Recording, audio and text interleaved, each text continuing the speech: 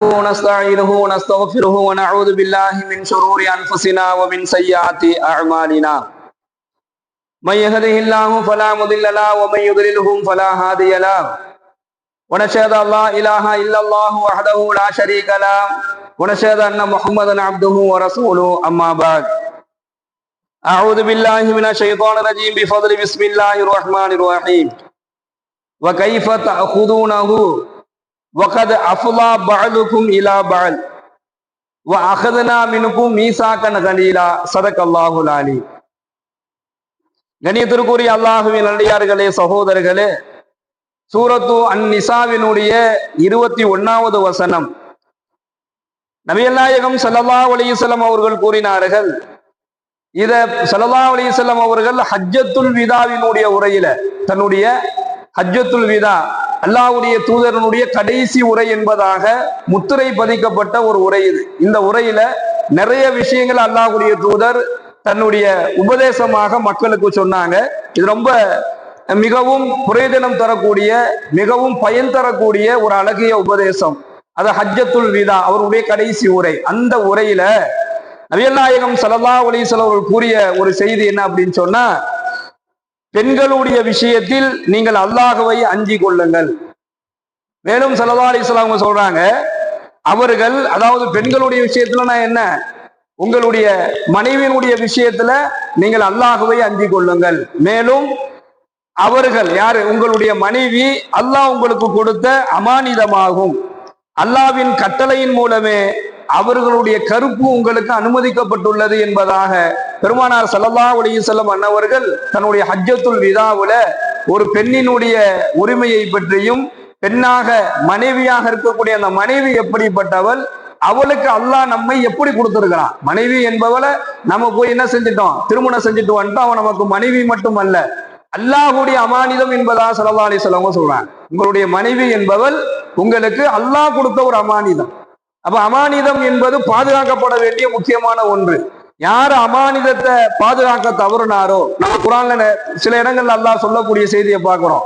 யார் அமானிதத்தை தவறுகின்றாரோ, அமானிதமாக அவருக்கு கொடுக்கப்பட்ட ஒரு பொருளை என்ன செய்யறாரு, அந்த அமானிதமான பொருளை வீணாக்குறாரு, அமானிதமாக கொடுக்கப்பட்ட பணம் பொருளாதாரங்களை ஏமாத்துறாரு, அமானிதமாக கொடுக்கப்பட்ட ஒன்றை தனக்கு சாதகமாக தனக்கு சொந்தமாக ஒருத்தர் மாத்தினார் அப்படின்னு சொன்னா அவரை ஸல்லல்லாஹு அலைஹி வஸல்லம் அன்னவர்களும் கடுமையாக எச்சரிக்கிறாங்க, அல்லாஹும் அதை எச்சரிக்கிறான். அமானிதத்தை பாதுகாக்க தவறியவர்கள் குற்றவாளிகளாகவே அல்லாஹ்வுடைய பார்வையில பார்க்கப்படுவாங்க.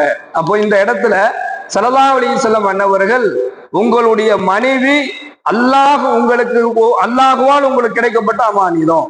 அப்ப அந்த அமானிதமான அந்த பெண்களை, அவர்களை நீங்கள் கண்ணியமான முறையில பாதுகாத்துக்கணும்.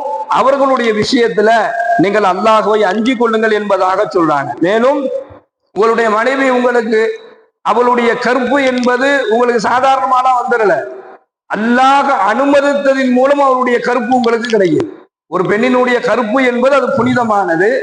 ஒரு பெண்ணோடு ஒரு ஆண் சேருவது என்பது அது அல்லாஹ் உங்களுக்கு அனுமதித்து வந்தவள் அவள்.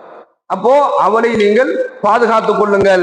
அவங்களுடைய விஷயத்துல, பெண்களுடைய விஷயத்துல நீங்கள் அல்லாஹ்வை அஞ்சி கொள்ளுங்கள் என்பதாக நபிகள் நாயகம் ஸல்லல்லாஹு அலைஹி வஸல்லம் சொல்லக்கூடிய செய்தி முஸ்லிம்ல 1218வது இலக்கமாக இந்த ஹதீஸ் பதிவாக இருக்கிறத பார்க்கிறோம். அப்ப இன்று சொல்லப்பட்ட வசனத்திலையும் நேற்று சொல்லி அதே வசனத்தினுடைய தொடர்ச்சியாக அல்லாஹ் பேசுறான்.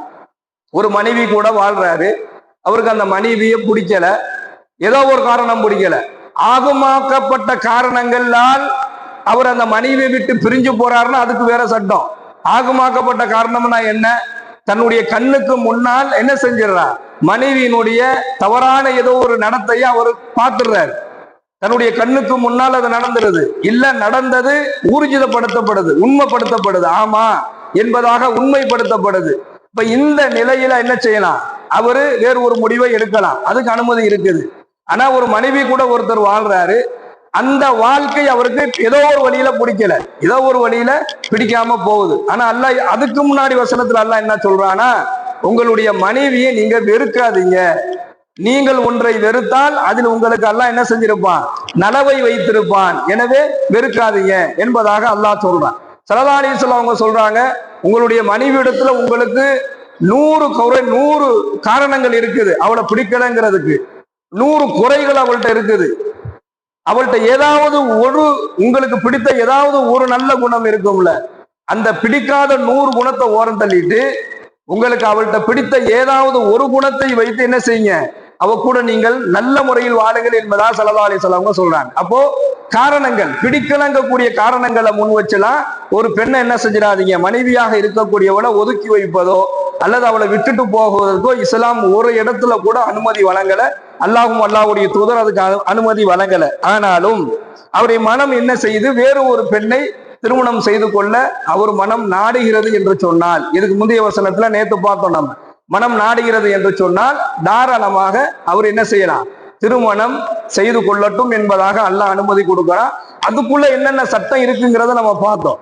ஒரு மனைவியை திருமணம் செய்து கொண்டு இன்னொரு மனைவியை ஒருவர் திருமணம் செய்யறாருன்னா அவர் எப்படி நீதமா நடக்கணும், அந்த நீதத்தில் அவர் குறை வச்சு அவருடைய மறுமை நாளில் அவருடைய தண்டனை எப்படி கடுமையாக இருக்கும் என்பதாக அல்லாஹ் சொல்றான். சொல்லிட்டு கடைசியா நீங்கள் ஒரு பெண்ணை மனம் முடித்துக் கொள்ளுங்கள், அதுவே உங்களுக்கு நீதமானதாக இருக்கும் என்பதாகவும் சொல்லக்கூடிய செய்தியை பார்க்கிறோம். இப்போ கட்டிய மனைவியை பிடிக்காம அதுக்கு ஆகமாக்கப்படாத காரணங்களை முன்வைத்து அவர் வேறு ஒரு பெண்ணை திருமணம் செய்ய அவருடைய மனம் நாடுச்சு அப்படின்னு சொன்னா தாராளம் அப்படி திருமணம் செஞ்சுக்க. ஆனால் இன்னொரு பெண்ணை நான் திருமணம் செய்துக்கிட்டேன், அதனால என்ன செய்ய, உனக்கு நான் கொடுத்ததெல்லாம் நீ எனக்கு திருப்பி கொடு என்பதாக அந்த மனைவியை, அதாவது முதல் மனைவியை விவாகரத்தும் பண்ணாம விவாகரத்தும் கொடுக்காம அவள்கிட்ட குலாவும் வாங்காம அவரை விவாகரத்தும் செய்யாம வேறு ஒரு பெண்ணை திருமணம் செஞ்சுட்டு நான் வேறு பெண்ணை திருமணம் செஞ்சுட்டேன், நான் கொடுத்த பொருள்லாம் கொடு என்பதாக அவளை நீங்கள் பலவந்தப்படுத்துவது, கட்டாயப்படுத்துவது, அவள் மீது பழி சுமத்துவதெல்லாம் பெரிய குற்றம் என்பதாக முந்தைய வசனத்தில் அல்லாஹ் சொன்னான். அதே தொடர்ச்சியாக இன்று ஓதப்பட்ட இந்த சூரத்து நிசாவினுடைய 21வது வசனத்தில் அல்லாஹ் சொல்றான்,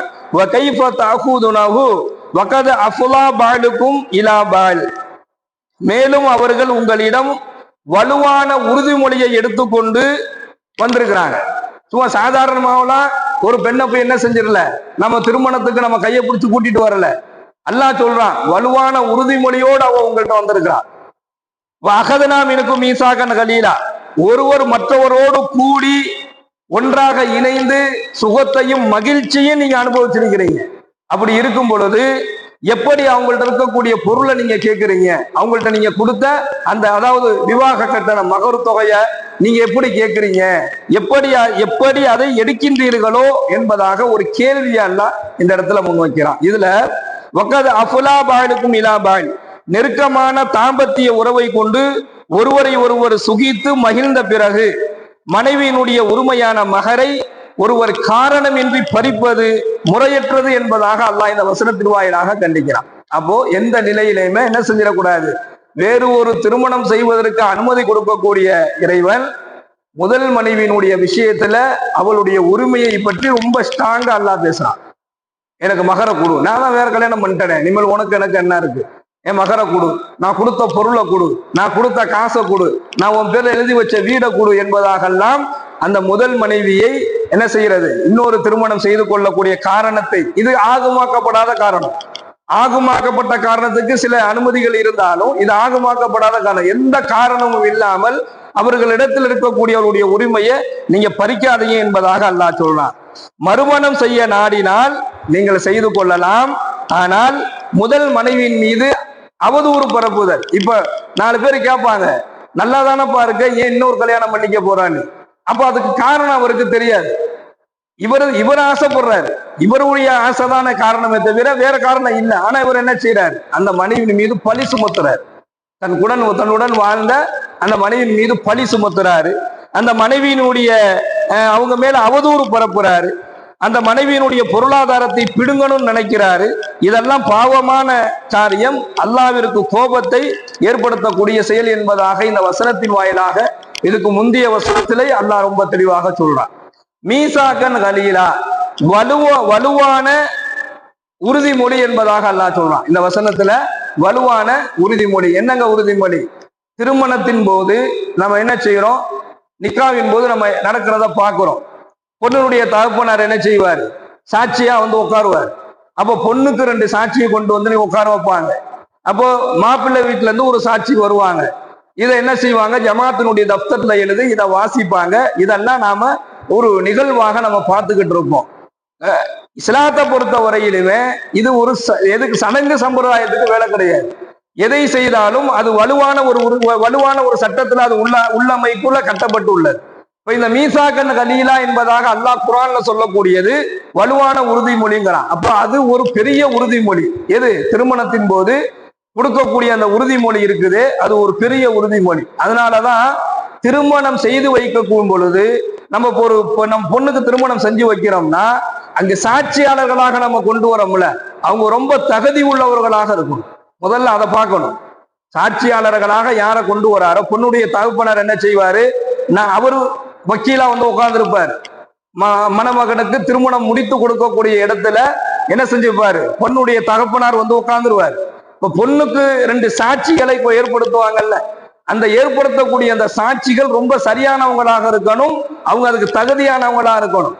இல்லல்ல என் குடும்பத்துல ஒரு மூத்தவர், அதனால அவரை செய்யட்டும் என்கின்ற காரணத்திற்காக வேண்டி அந்த தகுதி இல்லாத நபர்களிடத்துல கூட அந்த உறுதிமொழி, அந்த உடன்படிக்கை நம்ம ஒப்படைக்க கூடாது.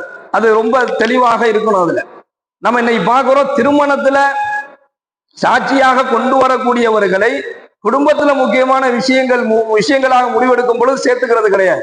அவருக்கு என்ன தெரியும், அவரை ஏன் கூப்பிட்டுக்கிட்டுன்னு. ஆனா திருமணத்தினுடைய சாட்சியில அவரை முன்னிறுத்துறத பாக்குறோம். கேட்டா வீட்டுல ரொம்ப வயசானவர், அவர் தான் குடும்பத்துல பெரியவர், அவரே இருக்கட்டும் என்பதாக சொல்றோம். சகோதரர்களை, இது சாதாரணமான ஒரு உடன்படிக்கை அல்ல. அல்லாஹ் குர்ஆன்ல சொல்றான், மீசாக்கன் கலீலா, வலுவான உறுதிமொழி. இந்த உறுதிமொழியில யாரெல்லாம் பங்கு பெறாங்களோ அவங்கெல்லாம் ரொம்ப சரியானவர்களாக, அதுக்கு தகுதியானவர்களாக இருக்கணும். திருமண ஒப்பந்தம் சாட்சியாக வைத்து மகரை பெற்றுக்கொண்டு அங்க சொல்லி கொடுப்பாங்க. அதை அப்படியே அந்த மணமகன் சொல்லுவார், இவர்களெல்லாம் சாட்சியாக வைத்து இங்கு கூடியிருக்கக்கூடிய ஜமாத்தார்களுடைய முன்னிலையில இத்தனை பவுன் 8 கிராமோ 18 கிராமோ 50 கிராமோ நகையை மகராக பெற்று நான் என்ன செஞ்சுக்கிட்டேன், இந்த பெண்ணை திருமணம் செய்து கொள்வதற்கு நான் கபூல் செய்து கொண்டேன் என்பதாக ஒரு மணமகன் சொல்லக்கூடிய வார்த்தையை தான் அல்லாஹ் மீசாக்கன் கலீலா, இதுதான் வலுவான உறுதிமொழி என்பதாக அல்லாஹ் சொல்றான். இந்த உறுதிமொழியின் மூலமாக ஒரு பெண் 3 விஷயத்தை ஒரு ஆணிடத்துல ஒப்படைக்கிறார். என்ன அப்படின்னு சொன்னா, 1, அவளுடைய வாழ்வாதாரத்தை முழுமையாக ஒப்படைக்கிறார். அவளுடைய வாழ்வாதாரத்துக்கு முழு பொறுப்பு யாரா மாறுறாரு, இந்த வலுவான இந்த உறுதிமொழிக்கு பிறகு அந்த பெண்ணினுடைய வாழ்வாதாரத்திற்கு முழு பொறுப்பு இந்த கணவன் தான். இந்த ஒரு ஆணிடத்துல அவர் தன்னை முழுமையாக ஒப்படைக்கிறார். 2வது, அவளுடைய கற்பு இவனுக்கு முழுவதுமாக ஹலாலாக ஆக்கப்பட்டுருச்சு. 3வது, அவளுடைய உரிமை இவனுடைய கையில இருக்கு. அவளுக்கு என்னென்ன உரிமையோ அதை கொடுக்க வேண்டிய கடமையும் கட்டாயமும் கணவனுடைய கையில வந்துருச்சு. இந்த வலுவான உடன்படிக்கையின் மூலம் ஒரு பெண் என்ன செஞ்சிடறா, அவளுடைய வாழ்வாதாரத்தை, அவளுடைய கற்பை, அவளுடைய உரிமையை ஒரு கணவனாகிய ஒரு ஆணிடத்துல ஒப்படைச்சிடுறா. எனவே அதுல நீங்க நேர்மையா நடந்துக்குங்க என்பதைத்தான் இந்த வசனத்தின் வாயிலாக அல்லாஹ் சொல்றான். அதைத்தான் ஸல்லல்லாஹு அலைஹி வஸல்லம் அன்னவர்கள் பெண்களுடைய விஷயத்துல, குறிப்பாக உங்களுடைய மனைவியர்களுடைய விஷயங்கள்ல நீங்கள் அல்லாஹ்வை அஞ்சிக் கொள்ளுங்கள். அவர்கள் அல்லாஹ் உங்களுக்கு வழங்கிய அமானிதமானவர்கள், அல்லாஹ் உங்களுக்கு கொடுத்த ஒரு அமானிதம். அந்த அமானிதத்தை நீங்கள் பாதுகாத்து கொள்ளுங்கள். அது மட்டும் அல்லாமல் முறைப்படி குடும்பம் நடத்தணும். முறைப்படி குடும்பம் நடத்துங்க. முறைப்படி உங்களால குடும்பம் நடத்த முடியல அப்படின்னு சொன்னா அழகிய முறையில் பிரிந்து கொள்வதற்கு இஸ்லாம் ரொம்ப தெளிவாக இடம் அளிக்குது. நல்ல ஒரு வாழ்க்கை வாழ முடியல, ஏதோ ஒரு வழியில ஒரு மனக்கசப்பு ஏற்பட்டுக்கிட்டே இருக்கு, ஏதோ ஒரு சண்டை வந்துகிட்டே இருக்கு, கணவன் சொல்றது மனைவிக்கு பிடிக்கல, மனைவி சொல்றது கணவனுக்கு பிடிக்கல, 2 பேர்த்துக்கும் எதிர்மறையான கருத்து வந்துகிட்டே இருக்குது அப்படின்னு சொன்னா அதுக்கும் இந்த வசனத்தினுடைய விரிவுரையாளர் எழுதுறாங்க. அல்லாஹ் சொல்றான், முறைப்படி குடும்பம் நடத்துங்க. அப்படி உங்களால நடத்த முடியல அப்படின்னு சொன்னா அழகிய முறையில் பிரிந்து கொள்ளுங்கள். ஏன் அப்படின்னு சொன்னா, ஒரு பெண் அவளுடைய பெண் எப்படி கண்ணியமாக பாதுகாக்கப்பட வேண்டியவளோ அதே போன்று ஒரு பெண்ணினுடைய கற்பும் பாதுகாக்கப்பட வேண்டியது, அவளுடைய உரிமை அதை விட பாதுகாக்கப்பட வேண்டியது. எனவே பெண்களுடைய விஷயத்துல, மனைவியினுடைய விஷயத்துல நீங்கள் அல்லாஹ்வை பயந்துக்குங்க என்பதை இந்த வசனத்தின் வாயிலாக எல்லாம் வல்ல இறைவன் சூரா நிசாவினுடைய 21வது வசனமாக ஒரு அற்புதமான அறிவுரையை அல்லாஹ் நமக்கு சொல்லக்கூடிய விஷயங்களை நம்ம பார்க்கணும். சுப்ஹான் அல்லாஹ் பிஹம்திஹி சுப்ஹானக அல்லாஹும்ம வ பிஹம்திக வ நஷ்ஹது அல்லா இலாஹா இல்லா அன்த வ நஸ்தக்ஃபிருக வ நதூபு இலைக். வான ரப்பிக ரப்பில் இஸ்ஸத்தி அம்மா யசிஃபூன் வஸலாமுன் அலல் முர்ஸலீன் வல்ஹம்துலில்லாஹ்.